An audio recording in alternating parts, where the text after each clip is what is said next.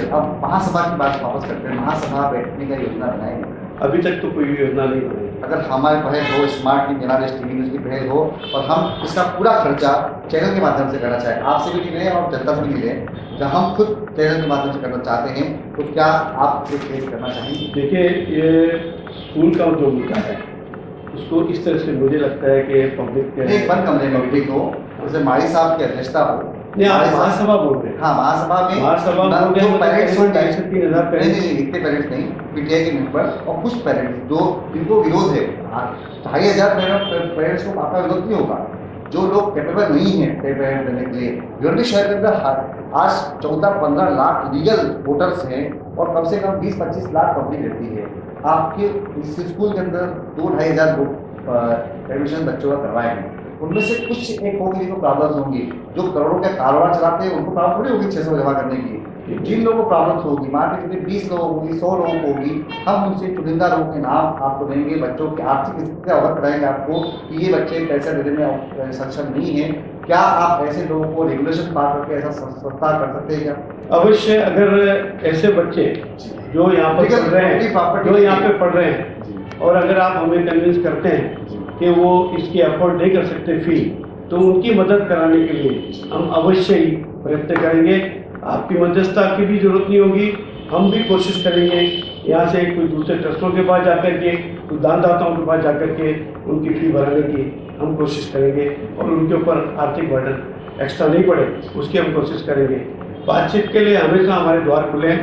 हमने कभी ये नहीं कहा कि हमारे दरवाजे बंद हैं और हमने कभी भी किसी पालक को ये नहीं बोला है कि आपको अगर यहाँ नहीं जमता है तो आपके बच्चे को बाहर ले जाइए। एक भी पालक आप खड़ा कीजिए जिसको हमने ये बोला है कि आपको अगर फी फॉरवर्ड की नहीं है तो आप बाहर चढ़ जाएंगे।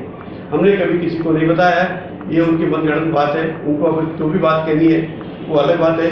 मगर मैं आपके सामने स्पष्ट कर देना चाहता हूँ कि हमारे यहाँ पढ़ने वाला बच्चा, समझो अचानक किसी के माँ बाप बेकार हो गए, अचानक किसी का बाप मर गया या किसी का कुछ पेरेंट्स का कुछ हानि हो गई और वो बच्चे को अगर फी भरनी नहीं होती है तो उसकी हमारे पास यहाँ कमेटी है, हम नीडी बॉयज़ के लिए, नीडी स्टूडेंट्स के लिए हमारी कमेटी है, वो इन्वेस्टिगेशन करती है और उसका बच्चे का फी माफ करती है और उसके बावजूद आधा फी माफ करती है और आधा फी भी अगर वो नहीं भर पाता है तो हम कोशिश करते हैं, कुछ दानदाता है, दानदाता ट्रस्ट, दानदाता लोगों से लेकर के उस बच्चे की हम पढ़ाई करें। मेरा वही कह रहा था कि आप 172 लोगों का एडमिशन लेने वाले हैं और जो लोग यहाँ फीस का विरोध कर रहे हैं, मेरे ख्याल से भिवंडी शहर के अंदर वो लोग नहीं हैं जिनके बड़े बड़े कारखाने चल रहे हैं या डेयरी चल रही है, कि वो लोग होंगे जो बहुत ही गरीब होंगे, 150 रुपये का हिसाब रखने वाले जो लोग हैं, इसे उत्प्यास कर रहा हूँ, जिसको 150 में फर्क पड़ता होगा, मैंने आपको BPL कार्ड वाले जो लोग होंगे।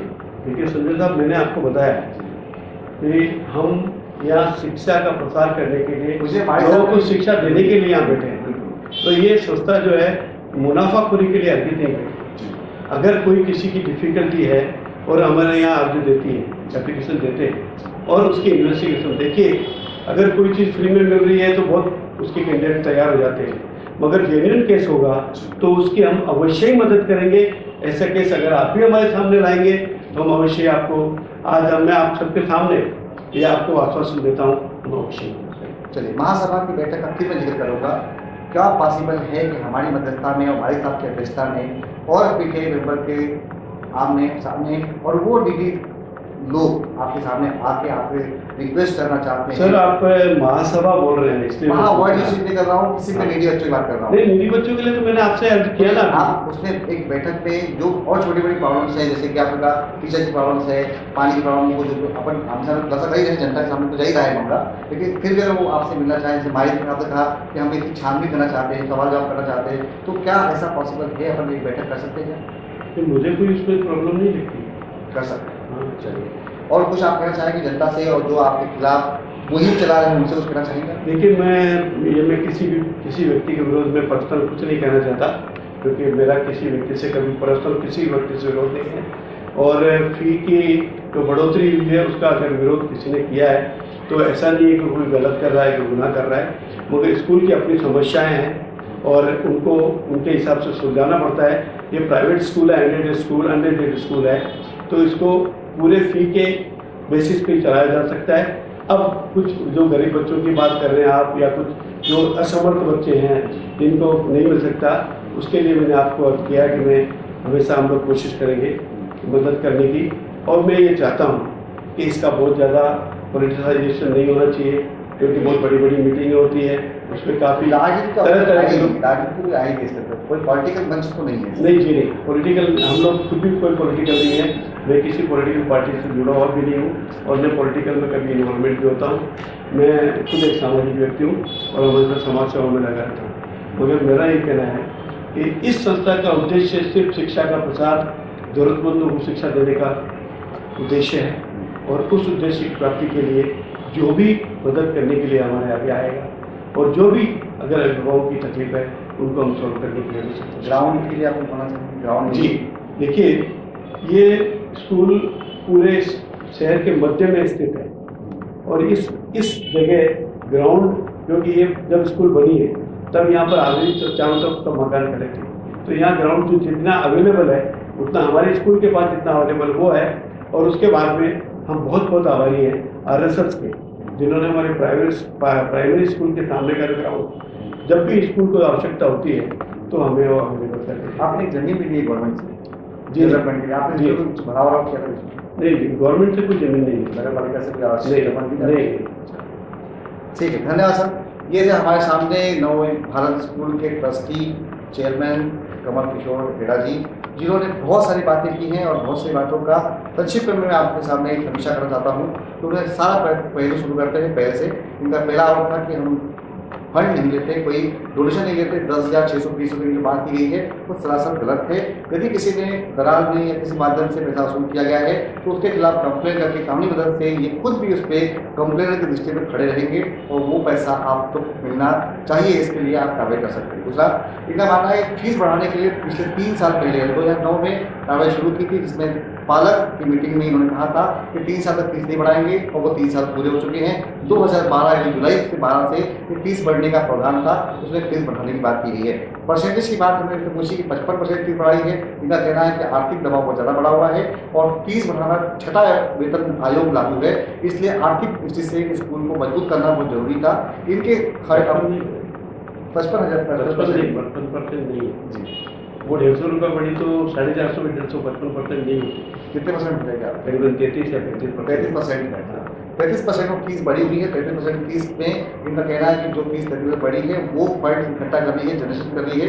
आज के इनके अकाउंट में लगभग 3 करोड़ के आसपास जो जनरेशन पैसा है वो कोई आज नहीं आया, वो 35 सालों के जो इन्होंने कार्य किए है उसका फंड है, आकस्मिक फंड है जो किसी भी विशेष कार्य के लिए दे सकते हैं। संस्था की कोई प्रॉपर्टी नहीं है, जनहित के लिए कार्य करती है। संस्था ने आज तक कोई प्रॉपर्टी खरीदी नहीं, किराए की प्रॉपर्टी में काम कर रही है, जिसके लिए उनको थोड़ा बहुत किराया जनरेशन देती होगी और इनका मानना है कि कुछ खर्चा संस्था द्वारा किया जा रहा है। दूसरी बात इन्होंने कही कि भिवंडी शहर के अंदर गरीब बच्चे हैं, अगर वो बच्चे वाकई गरीब हैं और उनका BPL कार्ड इनके सामने आता है तो उनकी फीस आधी की जाएगी। दूसरा, यदि ज़्यादा ही गरीब हो, किसी के पिताजी का स्वर्गवास हो गया हो या वो बच्चा पढ़ने में अच्छा हो, सक्षम नहीं हो पैसा देने के लिए, तो संस्था दानदाताओं की तलाश करके उस बच्चे की फीस पूरी तरह माफ करने की कोशिश करेगी।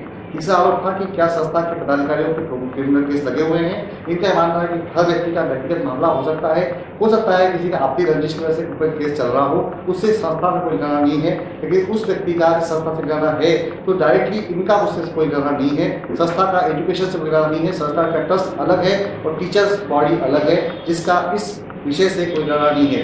व्यक्तिगत तौर से कोई व्यक्ति आरोप लगाता है तो उस पर कोई भी कार्रवाई नहीं की जा सकती। दूसरा, संस्था ने कैबिनेट दाखिल किया हुआ है ताकि कुछ लोगों ने यहाँ पे आके संस्था पे कहा है कि हम उनके ऊपर कानूनी कार्रवाई करेंगे, कोर्ट में जाएंगे। तो संस्था का ये बचाव पक्ष के लिए कैबिनेट दाखिल किया गया है ताकि उनकी बात भी सुनी जाए। तीसरा मेरा सवाल था, क्या भिवंडी शहर के अंदर कैटेगरी लोग अब बढ़ सकते हैं, पैसा नहीं दे सकते? तो कहा ठीक है, हम फीस माफ करने के लिए आधी फीस करने के लिए या दादा ढूंढने की तलाश जारी रखेंगे। और टीचर्स की बात जहाँ तक आती है, BEd जो पहले मुश्किल था, इनका कहना है फीस पे करना मुश्किल था, यहाँ पे गरीब लोग नहीं पे कर करते, क्योंकि जो लोग यहाँ पढ़ाने आते हैं उनकी भी आर्थिक स्थिति इतनी नहीं होती है कि BEd BEd की फीस जमा कर सकती है। लेकिन अब ऐसी स्थिति बन गई है कि कम रेट में BEd हो सकता है, तो इन्होंने 5 टीचरों को BEd किया है। अभी वैकेंसी खाली नहीं है, लेकिन हो सकता है कि आने समय में वैकेंसी खाली हो और आपके माध्यम से, हमारे माध्यम से भी इन्होंने कहा है कि हम टीचर की तलाश जारी रखेंगे। तो आप भी देखते रहिएगा, नवभारत स्कूल के यहाँ कोई वैकेंसी निकलती हो और आप भरना चाहते हो तो बिल्कुल भर सकते हैं। 6ठा वेतन आयोग यहाँ भी लागू है, आपको गेजुटी फंड मिलेगा इस संस्था की ओर से भी। दूसरी बात रही भिवंडी शहर के अंदर ये भी आरोप था कि इनके बच्चे यहाँ नहीं पढ़ते, तो सरकार ये कहना है कि हम 60 साल के ऊपर हैं, हमारे बच्चे शादी कर चुके हैं, फॉरेन में रहते हैं, यहाँ पढ़ने के बाद तो बहुत दूर की बात रहेगी। उनके बच्चे यहाँ जब छोटे थे, जब 5 साल के थे, 6 साल के थे, तब यहाँ पढ़ा करते थे, तब यहाँ बसें नहीं चलती थी, ऑटो भी नहीं थी, तो बड़ी मुश्किल से यहाँ पढ़ने आया करते थे। यहाँ के तमाम ट्रस्टियों के जिनके बच्चे यहाँ डॉक्टर बन चुके हैं, उनके ट्रस्टियों के बच्चे भी यहाँ पढ़ा करते थे। ये आरोप का भी संस्था के लोगों ने खंडन किया है। अब मामला जनता की पाले में है। जनता दोनों पक्ष सुन चुकी है, पीटीआई मेंबर का पक्ष भी सुन चुकी है, इनका पक्ष भी सुन चुकी है और माड़ी साहब का पक्ष भी सुन चुकी है। माड़ी साहब 3 तारीख को 4 तारीख को यहाँ कार्रवाई करने वाले हैं। कार्रवाई क्या करते हैं, किस तरह से वो कार्रवाई करते हैं, गवर्नमेंट की अपनी क्या लाइबिलिटीज बनती है संस्था को लेकर।